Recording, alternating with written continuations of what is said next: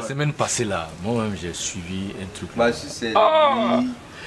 Non, mais ça, toi, tu as suivi, mais moi, j'ai subi. Non, puisque j'ai pas pu dormir. J'ai suivi et j'ai subi.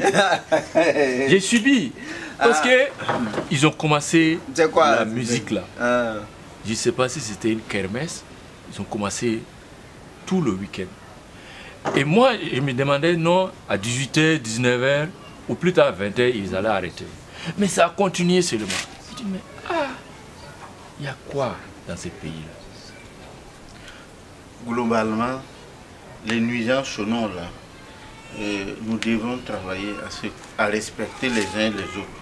Parce qu'on dit c'est ton voisin qui te garde au moment où tu dors.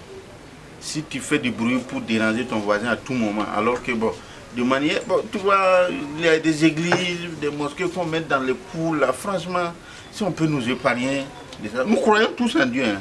Nous savons qu'il y a un être suprême, mais bon, on pouvait réglementer quand même les endroits d'ouverture des églises. La preuve, c'est que l'urbanisation prévoit ces endroits-là, les lieux de culte. Mais comment on se réfère à ça? Mais tu vois des gens qui transforment le garage de leurs véhicules en église, d'autres en mosquée, et tu ne comprends pas. Et ça fait du bruit tous les jours. Et quand tu vas parler, tu vas dire, ah, ces voisins-là, ouh, là. Oui, tu as raison parce que moi-même le vendredi j'ai eu les mêmes soucis. J'étais obligé d'aller appeler mon voisin chez lui à la maison. Le oiseau là, il a mis le volume à fond. Tu ne peux pas te reposer. Je suis allé l'appeler, il a dit de venir chez moi. Il m'a dit c'est pourquoi, j'ai dit bien. Quand il est venu, je lui ai dit tu entends? Il dit oui, il a crié, il a dit aux enfants de diminuer le volume de la radio. Et je lui ai dit c'est comme ça depuis des années. À un moment donné, il faut qu'on arrête ça. Il faut tenir compte de ce fait. C'est vrai que nous tous on croit en Dieu. Mais la croyance, ce n'est pas seulement ce qu'on attend, ce qu'on dit. C'est aussi ce qu'on vit dedans. Les nuisances sonores. Mais je pense que la mairie croit avoir trouvé la solution. Parce qu'ils ont un appareil qui réglemente, voilà, qui mesure les décibels. Voilà. Mais j'espère qu'ils vont se promener dans tous les recoins de la ville pour faire ça. Sinon, actuellement, là, c'est pas simple. Moi, je ne crois pas à ça. Je ne crois pas à ça. Tous les jours dans les quartiers, là, il y a du bruit à n'importe quel heure. T'as pas nocturne. Oui, mais est-ce que c'est pas aussi lié au fait que... prévu pour ça? Non. Est-ce que c'est pas lié aussi au fait, si c'est pas déployé, c'est pas lié aussi au fait que les gens ne sont pas pleins? Non. Laurent Bado en a parlé une fois. Oui. C'est que les gens ont tiré sur lui. Oui. Beaucoup de gens ont parlé mal de lui, on l'a insulté, on dit qu'il est fou. Mais c'est un souci. Si 2, 3, 4 personnes en parlent, je crois que la mairie peut dire ok, on lance. On peut, pour les maquis et autres, là, on peut dire Dieu merci. Parce qu'il y a la Ramadan qui arrive. Et je pense que nous allons souffler un peu. Même si c'est un mois. Parce que bon, excusez-moi, que mes confrères musulmans m'excusent, mais on voit que pendant le mois de Ramadan, les clients des maquis ça diminue un peu. Voilà. Et je pense que le bruit aussi va diminuer. Et le maire doit profiter de cette occasion-là. Pour en faire une loi, quoi. Non, mais tu vois le désordre que ça crée pendant le mois de Ramadan. Les gens prient dans presque tous les 6 mètres. Souvent, tu es en circulation, tu tournes, tu vois, tu es au milieu des gens qui sont en train de prier. Ça, c'est un vrai problème d'insécurité. Est-ce que, moi je crois que peut-être que le véritable problème, c'est que nos autorités n'en font pas un souci dès le début. Parce que les populations qui sont là, qui font ça, est-ce qu'elles savent que c'est pas normal? Parce que quand on s'est dit que c'est pour Dieu, on barre une voie, est-ce qu'on sait que cette voie qu'on barre là, ça peut faire que quelqu'un va mourir sur la route autre, juste parce que le pompier ne peut pas passer autre? Est-ce que les gens savent? Pour moi, je crois que peut-être que la mairie, à quelques semaines de Ramadan et autres là, peut faire des communiqués pour dire le Ramadan sera temps, on demande ci, on demande ça, pour calmer la situation, pour dire aux populations, ah, il y a une loi, il y a ci, il y a ça. Parce qu'il y a beaucoup de lois que nous, on ne connaît pas. Moi, à mon âge, il y a des lois, c'est dans le document que je suis allé voir. On ne m'a jamais dit ça. On a parlé des mini-jeeps, de quoi. Il y a beaucoup de lois qu'on ne connaît pas. Par exemple, pour les mini-jeeps, depuis 1973, la loi a été votée. Et les histoires des élèves, les filles en grossesse qu'on interdisait à l'école, la loi a été votée en 1973 pour interdire de renvoyer les filles en grossesse. Donc c'est vrai que bon, les gens ils doivent faire un travail. Mais la religion même nous dit de respecter les autorités dignement installées avant de prier lui Dieu. Mais les gens, ils en font à leur tête. Tu vas voir quelqu'un qui... Bon, à la limite, comme il l'a dit, dans les 6 mètres, on transforme les 6 mètres en mosquée, on transforme la cour en église, en temple, Et tu te poses... Franchement, Mais tu je veux me parler... demande même en temps ordinaire où ces gens-là prient et en temps normal, quoi. Ceux qui prient dans les 6 mètres là. En dehors du ramadan, là, ils prient où? Mais il y a des lieux de prière, ils vont où ils vont? Non, en fait, le Mais ils n'ont problème... qu'à aller prier là-bas. le S'ils ont problème, un lieu pour prier, ils n'ont qu'à aller là-bas. Le problème, c'est pas venir occuper la voie publique. Le problème, c'est quoi? Pendant le ramadan, il y a plus. Il y a un regain de la foi. Mais après ramadan, Ouais. c'est fini. C'est le calme plat. C'est le calme plat. Donc un mois pour Dieu, Voilà. 11 mois pour moi. Ouais. Voilà, Donc, c'est... c'est pour dire que, par exemple, pour les mosquées qui sont un peu implantées partout dans les quartiers là, c'est lié réellement à un problème de personne. Oui. C'est lié à un problème de personne. Quelqu'un qui prie dans une mosquée, il se rend compte que non, lui il a atteint un niveau et qu'on lui doit ce respect et tout le confort du respect là. Donc on ne lui doit pas ça. Il quitte, il va créer sa mosquée pour pouvoir avoir cela. Maintenant, ça veut dire que quoi? Que au niveau de l'État, on doit vraiment travailler avec la fédération pour qu'on puisse trouver le consensus. Parce qu'on ne peut pas se lever un coup, aller créer une mosquée. Non, c'est... Ou bien une église, je ne sais pas. Non. Oui, voilà. Il y a... Le ministère chargé des cultes ici est interpellé. Parce que pour ouvrir, tout le monde connaît plus ou moins les religions qui sont dans notre pays. Que ce soit la religion protestante, musulmane, catholique ou la religion de nos ancêtres, tout le monde sait comment ça marche. Et en complicité avec ces gens officiellement reconnus, plus ou moins, on doit arriver à instaurer un cahier des charges pour si quelqu'un veut installer une église ou une mosquée. Ça existe dans d'autres pays. Et on prend toujours l'exemple du Rwanda, qui est un exemple en la matière. Le ministère chargé des cultes, notamment le ministère de l'administration territoriale, doit jouer son rôle. Il ne s'agit pas d'aller s'asseoir dans les bureaux pour prendre des textes qui ne vont pas servir. Il faut responsabiliser les gens à travers ça. Sinon, bon, on va continuer de se déranger. Hein. Et par finir, on va arriver à ce qu'on ne veut pas. Un jour. C'est comme j'ai dit, nous souffrons de la non-application de nos textes. C'est ça.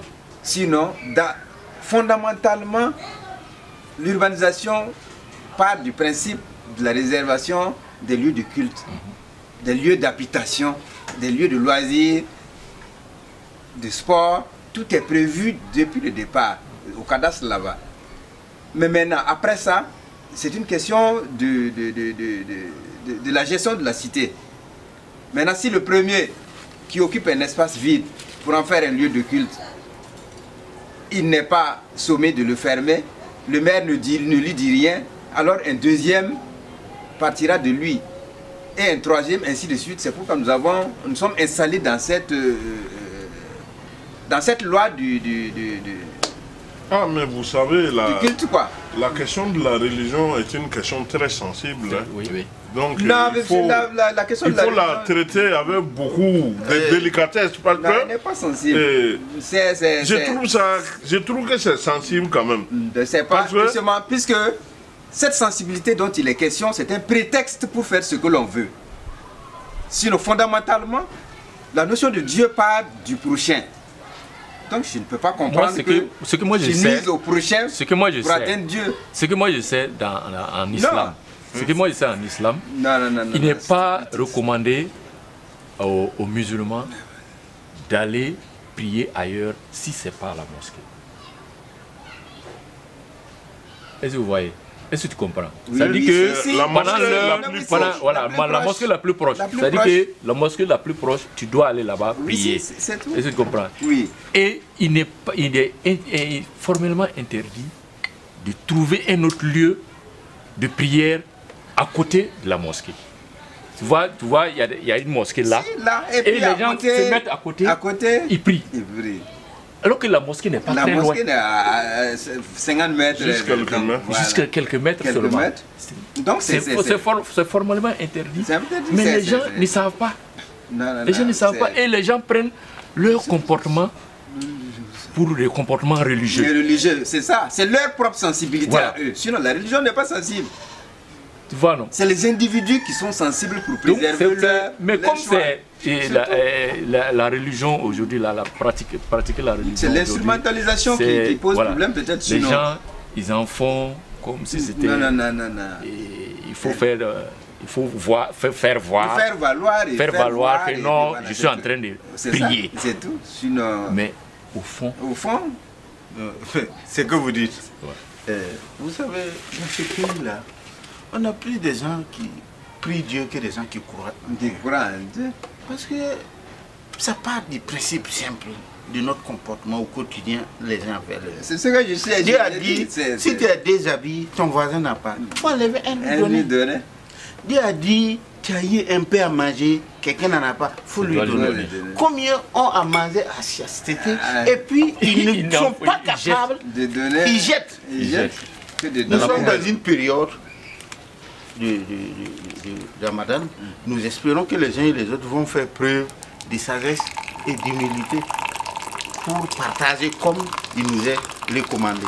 Mais le partage, il ne suffit pas seulement de donner pour qu'on sache qu'on a donné. Voilà. Parce je crois que, comme je l'ai dit, ceux qui prient Dieu veulent qu'on voit leur action. Et ceux qui croient en Dieu donnent à l'insu des uns et des autres. Voilà. Donc faisons l'effort pour nous respecter. Il y a même un pays qui a pris une loi pour faire respecter l'appel à la prière. On reçoit ça sur le portable.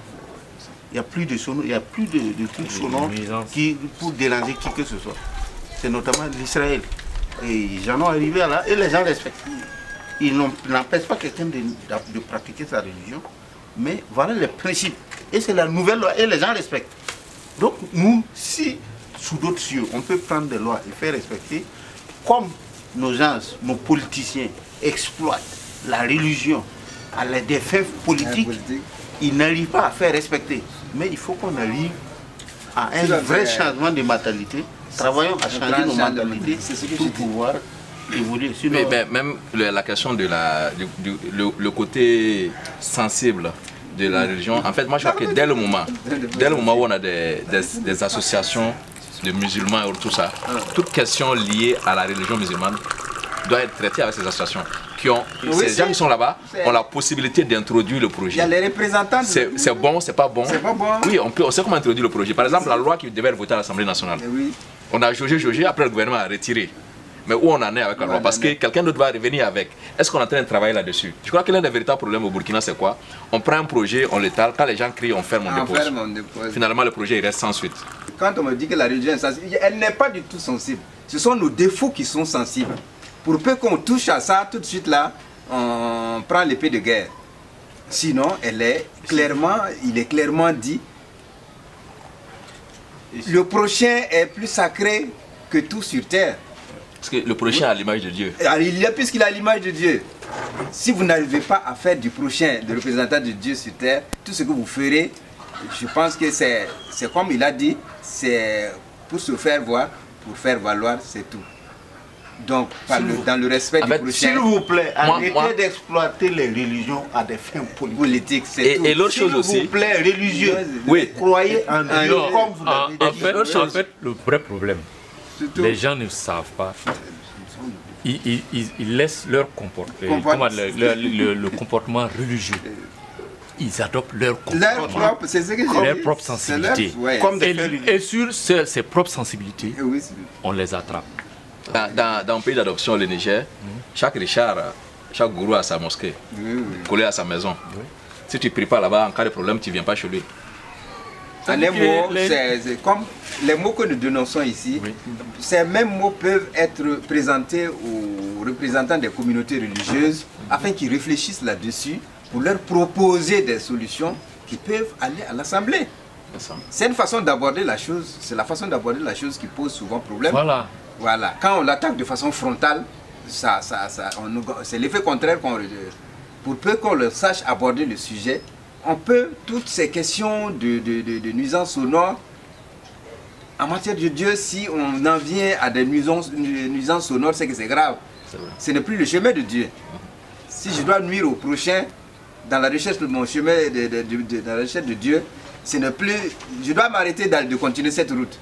Elle ne conduit pas à Dieu. La route qui conduit à Dieu ne nuit à personne. Voilà, pour peu que chacun le sache. On a dit d'apporter la bonne nouvelle partout où l'être humain sera, non? Ça veut dire qu'il n'y a rien de sensible dedans. L'idéal est que chacun ait la bonne nouvelle, non? Donc elle n'est pas sensible. Ce sont nos défauts. Acceptons la vérité et puis cherchons à corriger nos défauts. Si j'emmène les gens avec mon bruit, le bruit de mon micro, mais que je le diminue. C'est aussi simple que ça. Prier Dieu, c'est bon, mais croire en Dieu, c'est encore mieux. C'est mieux. Chacun de nous, en pratiquant sa foi, doit travailler à ne pas déranger l'autre. Et nous devons nous accepter mutuellement pour vivre ensemble, vivre en communauté, en harmonie, voilà. En tant que des citoyens d'une seule nation. Sinon, qui peut me dire quelle est la religion de Dieu?